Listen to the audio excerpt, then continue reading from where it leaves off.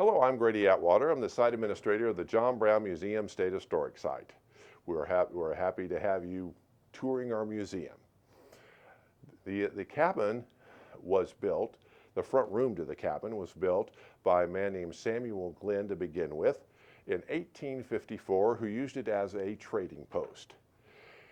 He sold the cabin and the quarter section of land that it stood on to Reverend Samuel Adair and his wife Florella Brown Adair. Florella Brown Adair was John Brown's half-sister. Now, the Adairs were peaceful abolitionists. They believed that slavery could be ended through moral suasion and legal means. So they came out here as missionaries and as abolitionists to work to make Kansas enter the Union a free state in a peaceful way.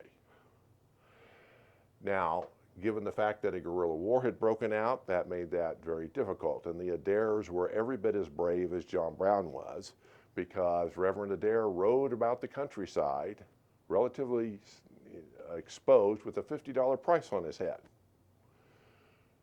ministering to the people in the community, speaking openly against slavery. And so the Adairs deserve their due as well.